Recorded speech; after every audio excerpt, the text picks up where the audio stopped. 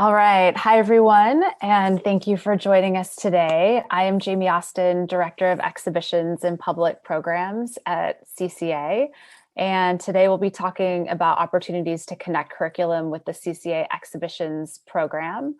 I'm also joined today by Brindise Hafthor's-daughter, who's our gallery manager on the exhibitions team. Together, the two of us are the exhibitions team, and we'll be alternating presenting so you can get to know a little bit about each of us as you learn more about the exhibitions program.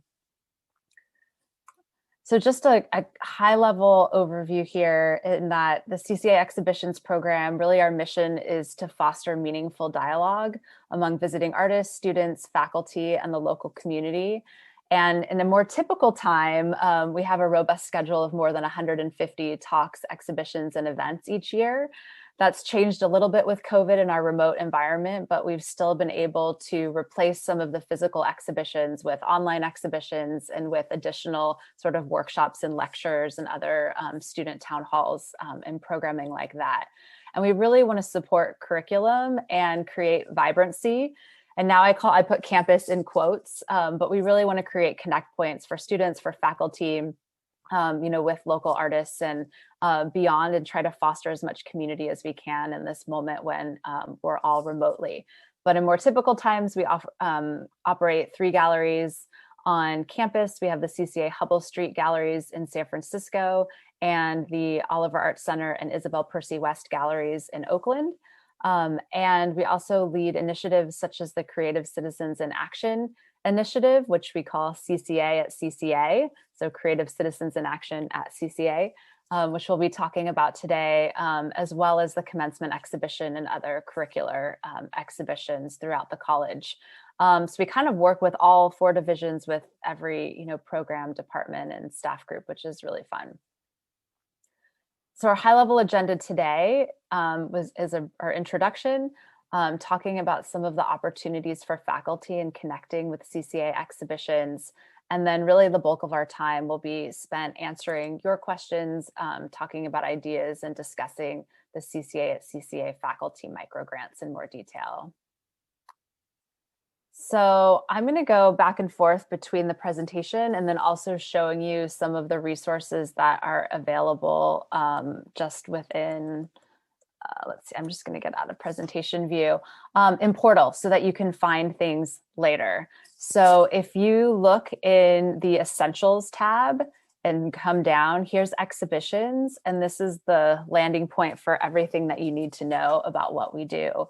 And our page looks a lot like this. So most of what we show you today is going to be information that's already here and online. So as far as digital exhibitions, this is what we've pivoted to when we're not able to have physical gallery programming. And so specifically for faculty, how we've been able to support what you're doing lately through digital exhibitions there's One Track, which is our partnership that we have with CCA Libraries to use the library's exhibition platform for presentations of coursework and course exhibitions. So this would be replacing some of the exhibition requests that we had for faculty to work in our physical galleries. And then the second is we've supported some faculty with more self-directed website creation and kind of bringing their course exhibitions to life online. So I can give you 2 examples of that just to see. One, if you go to libraries.cca.edu/exhibitions, the libraries has their own digital exhibitions platform. It's pretty straightforward. But for example, we worked with the printmaking program to bring the Hamaguchi Scholarship exhibition online. So you can select this, and then there's a place where there can be an overview of the exhibition, the dates, the artist or the student names, the title, and then different ways to navigate through more of a slideshow presentation to see work. And I just wanted to mention this because one thing that's nice is the libraries do have librarians and some of their student workers dedicated to working with faculty to bring course exhibitions online. So in this case, the printmaking program pulled together the images, they photographed work, contacted students, but then we connected them with a librarian, and that librarian was the one who actually was able to put this digital exhibition online. So there is a lot of faculty support available there specifically for course exhibitions. The other type of exhibitions are kind of more self-directed projects. And this project was called Weave the People, which actually was one of the outcomes from a CCA at CCA faculty microgrant. This was Suzanne Cockrell's class. This was a grad level class. And they wanted a way to show the student work all together in one place, and found that they didn't want as much of a slideshow, but they wanted individual galleries. So here's one, Recipes for Difficult Friendships. This is one student's project. And then each student has kind of a landing page where they have a statement and they're giving instructions for some sort of activation that they did as part of this class. And many of them also have videos that are embedded that students made as an outcome of the projects that they were working on. So in this case, we helped fund this project with a micro grant that paid for the Squarespace account, for a student's time to help develop it, for speakers to come in and kind of create connect points with the students. And then Suzanne, with help from a student worker, actually created this website. And then we helped connect it with ETS so that it has a cca.edu URL, and helped promote it. And we did a little kind of opening event party for the website so that students could celebrate this work together with a larger audience. But the website work itself was done more specifically by the faculty member and their students.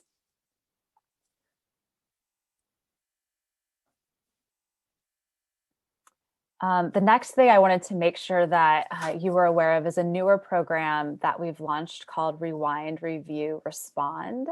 And I'm going to invite Brandice to talk a little bit more about this program and ways that we're hoping that it'll connect more closely with courses and curriculum. Thanks, Jamie. Yeah, this is a new project that we started last semester, and it's really student driven. It again is hosted in the same area of Portal that Jamie was showing you earlier, so you can find it by navigating to the Essentials drop-down menu on Portal, or you can just search for it in the search bar on Portal. We currently have a team of about 8 work-study students from a huge variety of different programs and all 4 divisions, and that team is growing. And it's led by Catherine Hamilton currently, who is a dual degree VCS and curatorial practice student. She's the editor.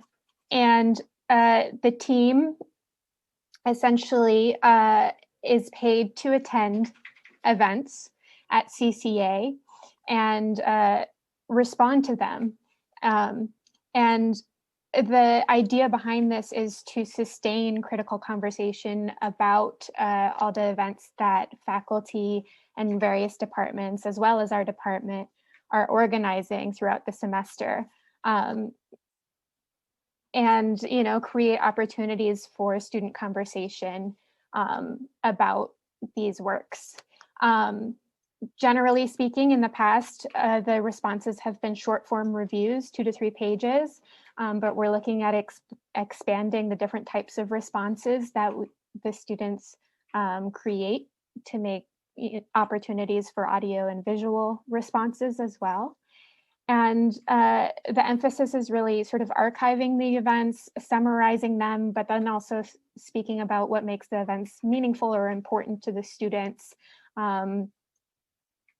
And yeah, just sustaining these events in interesting ways. And this is exciting for me to point out to you because last semester we were generally picking our own events for coverage, and the students were, picking which events they wanted to attend as well and cover.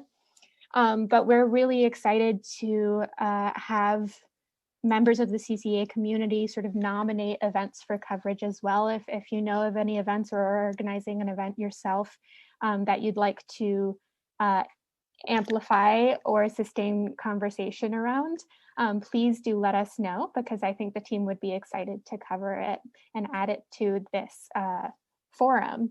Last semester, we covered 18 events, and we're hoping to cover more this semester. Jamie, if you want to go to the next slide. I also wanted to point out the CCA Exhibitions Archive, which is getting more and more exciting. Again, this lives in the exhibitions area of Portal. So if you search for it in the search bar or navigate it to it, yep, from essentials and then exhibitions, and then there's some tabs for it.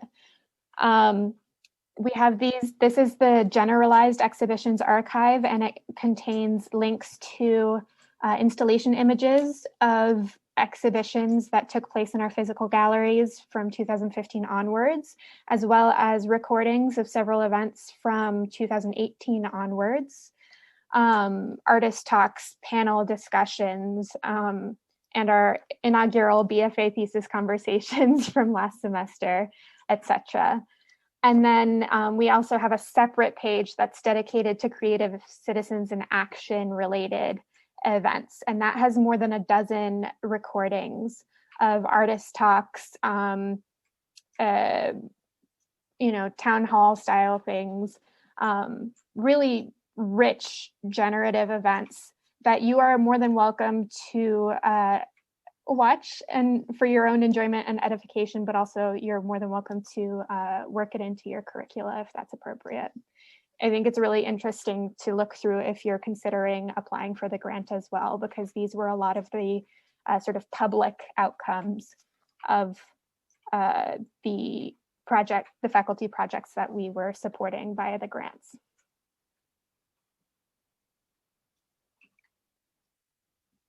Thank you, exactly. And now we'll talk a little bit more about Creative Citizens in Action specifically. And Creative Citizens in Action is a college-wide initiative that was started in 2018 when Hank Willis Thomas was our inaugural Creative Citizenship Fellow. And that has grown and really focuses on promoting creative activism and democratic engagement through public programs, exhibitions, and curriculum connections. And this is really a partnership. It's led by exhibitions and public programs, but with support from student affairs, from Marcom, from the libraries, from programs and divisions, and has really continued to grow. And we're really fortunate that earlier this year, we received an endowment gift from a CCA trustee that's allowed us to have kind of annual funding for programming specifically around creative activism. So this is something that will, continue to grow. In fall, we focused a lot on the US election, but we will continue our theme of creative activism for the rest of the year. And then we'll bring on a faculty coordinator and have a different theme for next academic year. So Creative Citizens in Action is ongoing.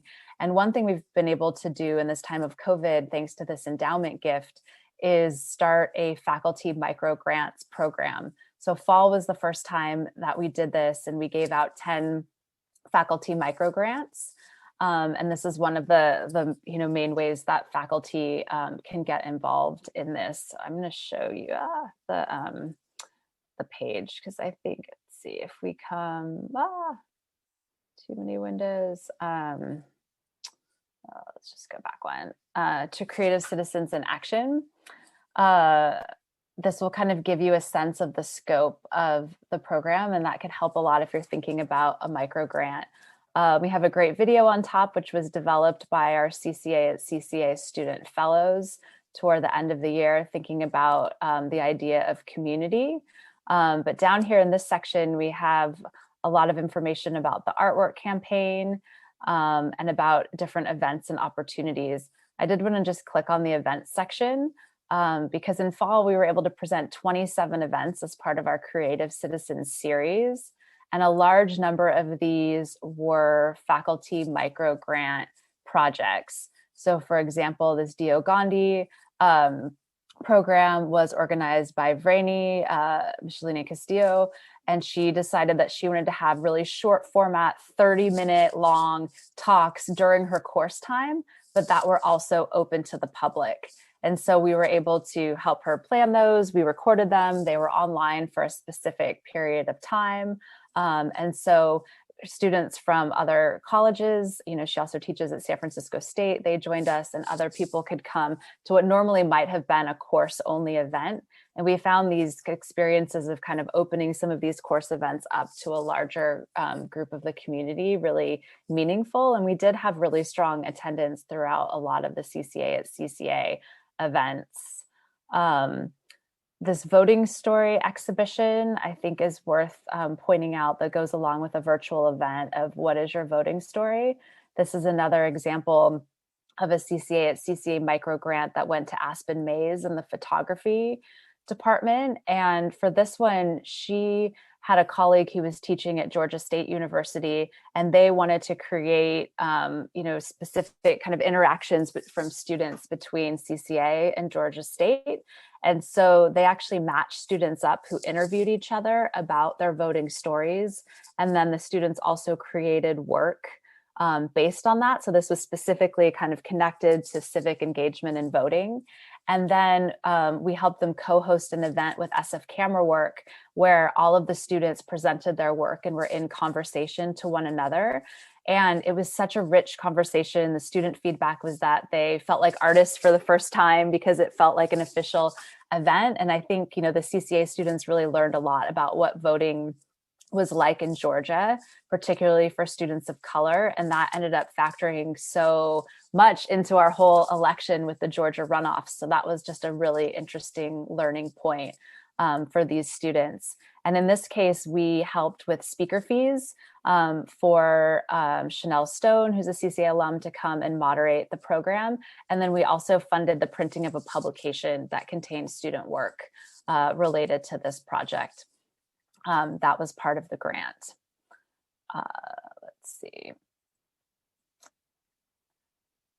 And then specifically, we can talk about the faculty microgrant program for now, because I know that's what there's a lot of interest in. So you've probably seen this page already with our high level information, but we have $5,000 in funding lined up for spring 2021 to support faculty projects tied to civic and democratic engagement. And really the goal is to support kind of small scale, scrappy, public facing events, projects, activations, or publications that really improve the students' learning experience related to civic involvement and activism. It's a pretty broad how we think about that. In fall, we were really looking about at the US election in that moment. In spring, we're still looking at democratic engagement and kind of civic involvement and activism, but we're also starting to explore more of CCA's work and thinking that's being done right now around diversity, equity, inclusion, and belonging. And we welcome projects that address some of those issues as well. All CCA faculty are eligible, who are teaching in spring, I should say, are eligible to apply for microgrants. The microgrants are $500, so we have 10 of them available, which is a great number. And we're really hoping to support projects across all 4 divisions of the college. Typically, I would say what these microgrants are spent on, which we tried to lay out here, are speaker fees to bring speakers into your class or to have them participate in a public event, lecture, or workshop. Printing was a common one in the fall for production of publications. Sometimes it was the creation of a kind of slick online version. Other times it was, printing of a zine or a paper publication.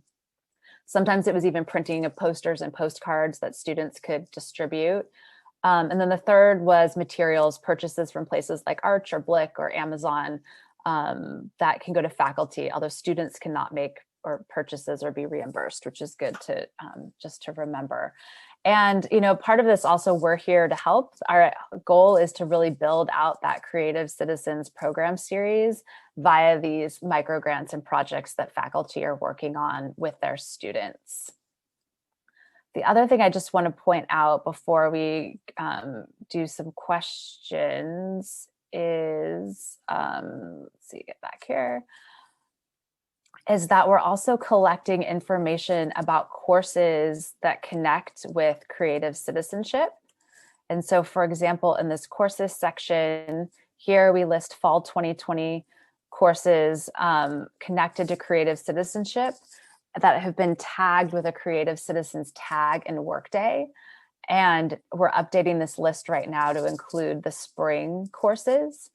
And ongoing, we'd really like to start even gathering fall courses so that we can kind of have a mini marketing campaign to students to really promote courses that are connected to creative citizenship so that they can see them all on one poster or one email and really make their decisions accordingly. So if you or anyone you know is teaching a course and you would like this creative citizens tag to show up in Workday so that your course would show up if someone searched for this, let us know. We have a Google form that's still, even though the deadline's passed, this form is still live where we're collecting information. And this is a way we're also connecting faculty with one another, because a lot of times we'll see course tags and people are doing similar topics and exploring them. And so we'll make sure to invite this group to one another's events or introduce them so that they can see what other faculty are doing in these areas. So our idea is to build kind of a community around creative citizenship as we do this.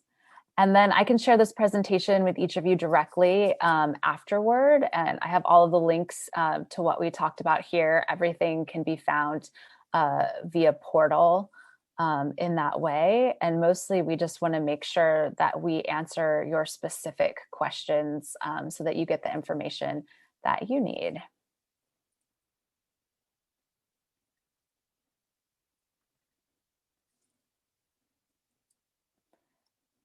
Now, Sarah, I know you had questions. Do you want to kick us off with a few of them and we can answer them more specifically? Sure, I'd be happy to.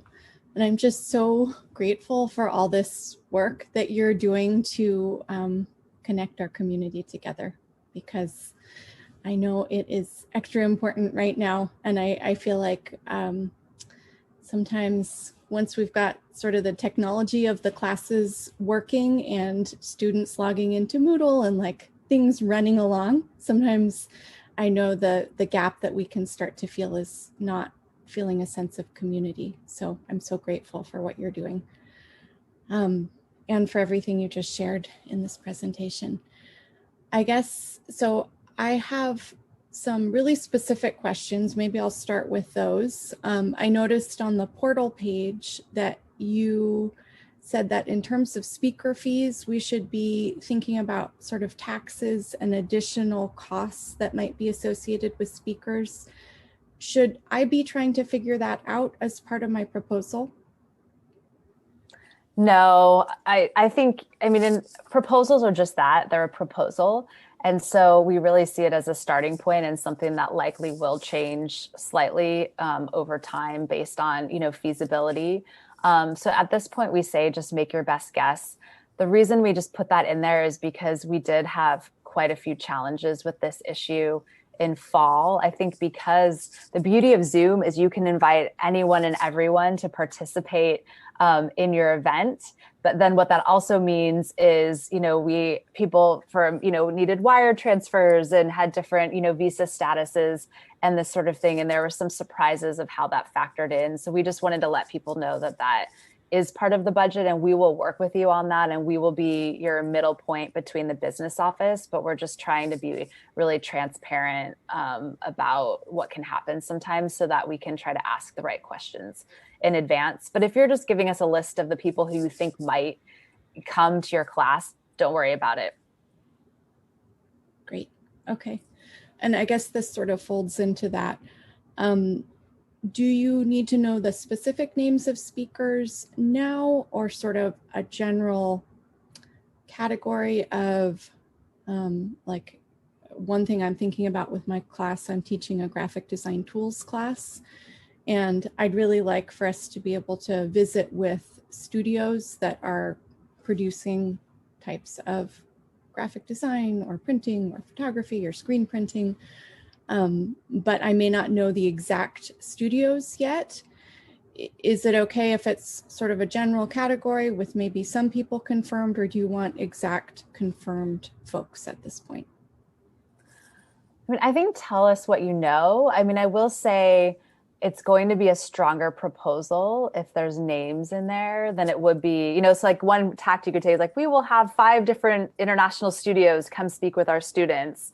Or what I would probably recommend is something like, we will have 5 international studios, such, potential options could be hardworking, good looking, and like a list like that. Or it could be like, these are the 2 I have confirmed. These are 3 I haven't contacted yet, but I'm interested in. And I think it's okay to not know everything because you don't know, yet if you're going to have the funds. But I think having some names in there really bring the proposal to life so that there's a sense of what you're going to do. And if it changes later, that's okay. People aren't always available. Plans need to change. But specifically with Chris Hamamoto, what he and John Sueda did is they actually joined forces, and they both had aspects of their courses that were connected to the work of hardworking, good looking. And that was a collective that had members, spread in the Philippines and I think the Netherlands, kind of around the world. And so they pulled some of their funds to have hardworking, good looking come to both classes. But then in addition, Chris invited 2 other designers, to kind of participate, in the events. And I think, he maybe had 2 out of the 3 even, listed in the proposal, and an opportunity came up to add one and he jumped on it. That's really helpful. Great.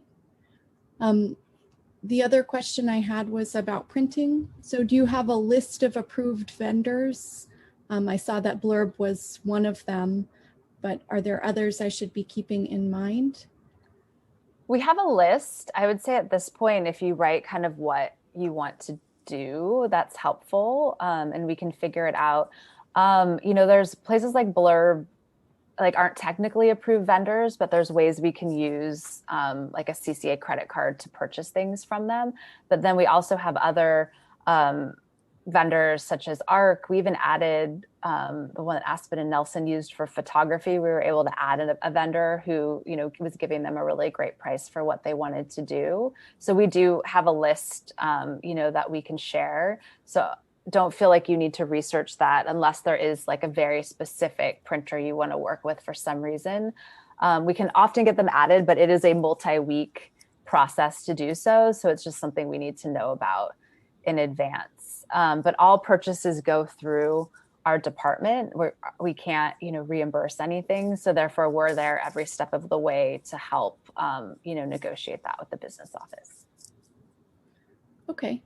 And that's really helpful. In terms of publications, are you looking for things that will be widely distributed where there's lots of copies of them? Or sort of one version I've thought of with my students is that there is a Blurb book that they can sort of purchase if they want to, but I assume funds couldn't go to that. I'm sort of trying to understand the publication part of it and how those publications might be distributed in this environment. Great questions. So what we're hoping with the grant is some sort of like shareable, public outcome.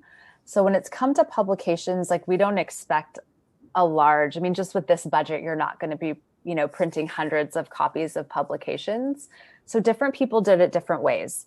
For Aspen's class, and correct me if I'm wrong, Brindis, I think what we did is basically like they covered printing so that each student could have 1 copy, and then we get 1 copy for usually like the CCA library, our archive, and the faculty.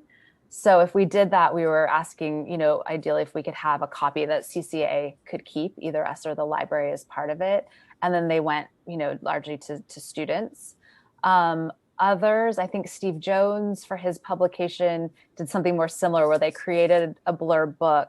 He printed some copies for CCA, but if students wanted it, then they could go to Blurb and buy it directly. But we did get the PDF copy of that, and we were able to post that publicly or link to it so that people could still click through and see that work without having to purchase it. And that was, a nice sort of balance when we couldn't maybe afford to buy it for everyone. So there's a lot of ways that it can work. Great. Did you have any questions? I want to make sure you're included here too. Actually, I just have a few probably very broad questions. And thank you, Sarah, because a lot of your questions answered my questions about just kind of how this is all like the logistics of everything. I'm just wondering if there is one, if there is a follow-up report. I know that sometimes there, grants ask for that, just knowing to know how things went and reflecting on it. And I was also wondering if there, especially for sightlines, is it necessary that there be an overall theme that fits with the creative citizens and action goals, and how that can be, I guess, aligned if necessary? Yeah, I can answer those separately. Maybe I'll start with the second one. So, I mean, the micro grants are specifically to bring dialogue around creative activism, creative citizenship, democratic participation into the classroom. So there would need to be some sort of connection with those themes, or looking at diversity, equity, inclusion, and belonging through kind of a creative activist lens. So we would be looking for some sort of connection to that topic. I think how that happens, can be quite broad. But, we are looking for work that ties to the theme, because, every outcome becomes part of the Creative Citizens series, and we want to have that through line there in some way. So that's worth thinking about. And then, remind me your first part of your question. Just if there's any follow-up. Yeah. It's a great question, and it's something we're honestly still figuring out. What we ended up doing in fall is we made one of our CCA at CCA virtual brunch events, which are monthly events we were planning with faculty member Sam Vernon, who was our faculty coordinator. And so we invited all of the faculty microgrant recipients to be part of the event, and not everyone could join, but we had a strong showing where it was a recorded event, but everyone presented their outcomes. We talked about it, what worked, what didn't work, what they were hoping for the future. So we kind of made an event out of it. There isn't at this moment a specific report, but we do ask for some sort of copy or evidence of the outcome. If that's a PDF of a publication, maybe it's the recording of an event. We want to keep something that we can share in our archive to show off the work that our faculty are doing. But we're trying to make this easy for faculty. The submittable form, it's really short. We have very low word counts. We know everyone's really busy with this pivot with remote learning, that we want to try to make this as approachable as possible. Okay, great. Thank you.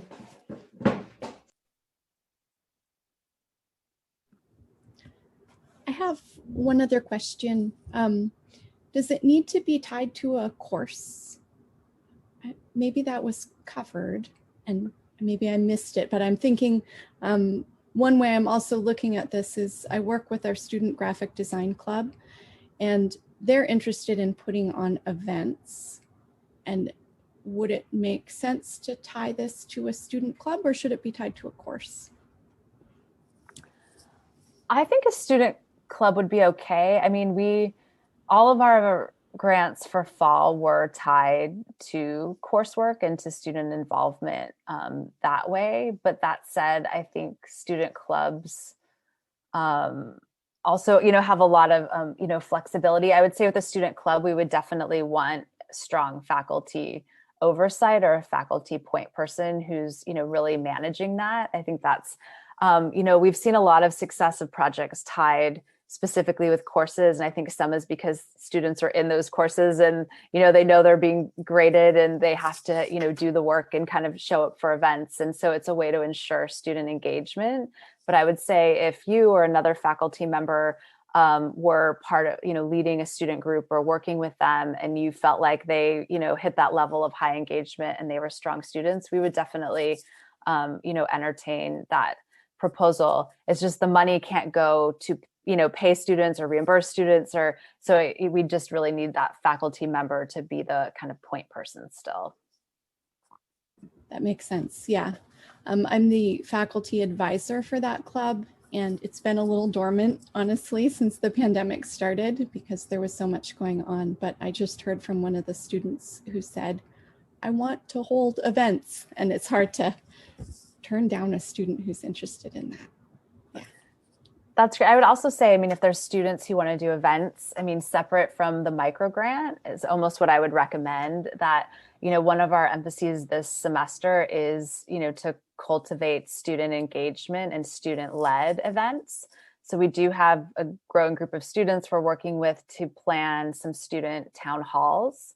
So I would also say if it's a, you know, if it's a club, it might make more sense for us just to have a conversation and see if there's other ways we can support them through our exhibitions program, or there might even be events that we're doing that, you know, could connect to some of what they want to do. And we have leadership roles available, you know, for our town halls as an example, and that might actually make more sense. And then you could really focus your micro grant on, you know, a course and your course outcomes.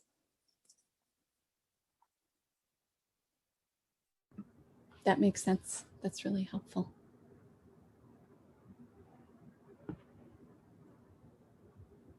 Lovely. Any other questions?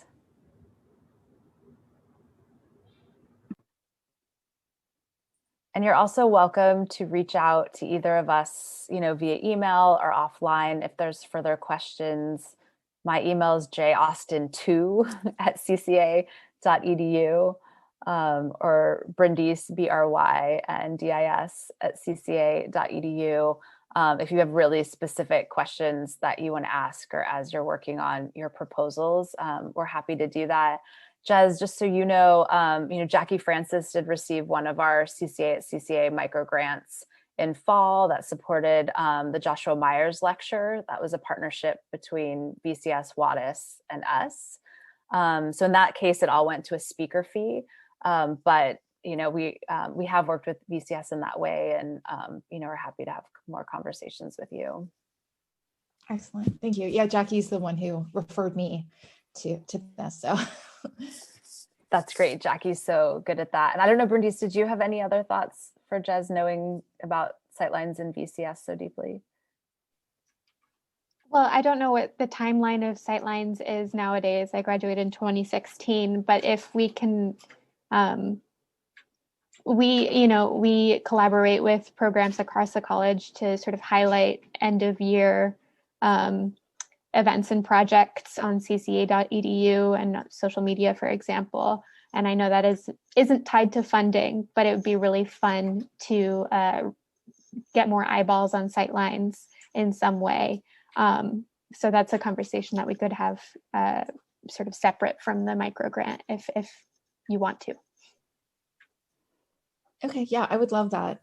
Obviously this year, everything's a little new for us, and we're approaching this in different ways. So timelines are still being confirmed, but I will definitely be in touch. Great. Perfect. Yeah, we didn't mention, but I mean, we do, you know, run social media with CCA Exhibitions, but we also partner a lot with Marcom around social media and event promotion and the main CCA media channels. So we're kind of another funnel sometimes to have your events or projects focused. They're also often looking for student work and students to interview, or there's opportunities for kind of student takeovers of social media channels sometimes. So we often share, you know, exciting projects with them. And they did do, you know, a number of features on students and projects that were part of the CCA at CCA faculty micro grants in fall that way. So it's a good way to help get your work seen by more people. And we're happy to try to facilitate when we can.